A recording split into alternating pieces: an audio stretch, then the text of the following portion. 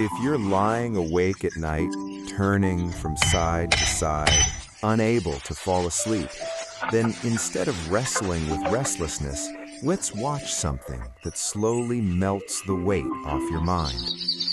As we see him again, he has already left the hollow tree shelter he built before. He pauses for a moment, observing the surroundings. Then, as always, the builder's DNA inside him awakens. He decides this is where he'll spend the next few days. Like every project, he starts by clearing the area. Hidden snakes, insects, and tiny forest creatures are gently guided away. The ground is uneven, so to make the next steps easier, he first digs out a flat base. Within moments, Odafa completes the task. Now it's time to gather wild wood from around the forest. Since the shelter will be built on a tree, the first essential step is crafting a strong ladder by hand. Fortunately, Odafa is a master of woodwork. For him, this is child's play. In less than half an hour, a sturdy ladder is ready. Moving up and down is now easy. Next, he shapes wooden blocks, drills holes into them, and secures them firmly to the tree trunk using wooden pegs. These will serve as the main support for the house foundation. Horizontal beams are placed on top, and for extra strength, vertical supports are added underneath. Even if an earthquake strikes, there's no reason to panic. And honestly, what would panic change anyway? From here, the work becomes a little easier. The remaining logs are tightly fastened over the beams, tightened so firmly as if they are meant to stay for 100 years. Slowly, the base frame of the house takes shape.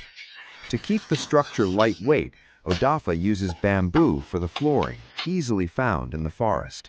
Each piece is cut to size and fixed securely with wooden nails. For added beauty, he brings a thick vine and wraps it around the edges of the floor.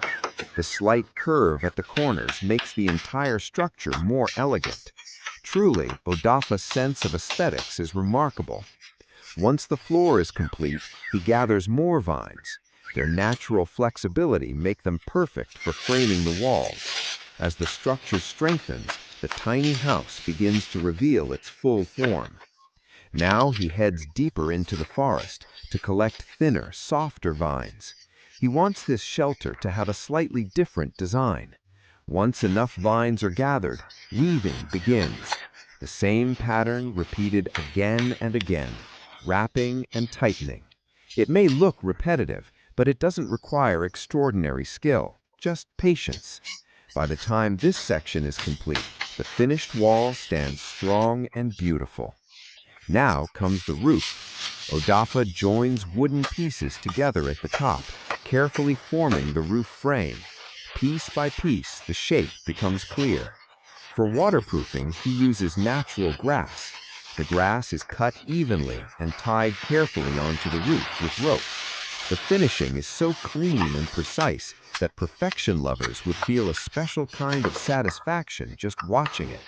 Whether it's strong winds or heavy rain, the shelter is now fully protected.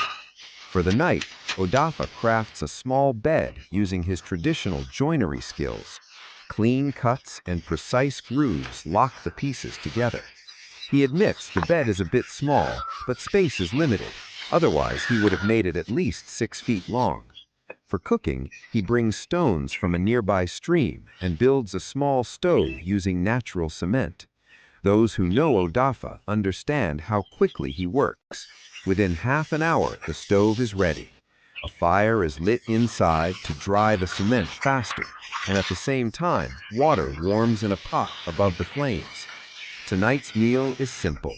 Chicken leg pieces are washed thoroughly and marinated in sweet honey spices. Alongside them, 2 large potatoes. That's all. Over glowing embers, the chicken and potatoes cook slowly. They must be turned occasionally to prevent burning. After a little patience, the meal is ready. And now, for those watching on an empty stomach, Odafa begins his peaceful, satisfying meal moment.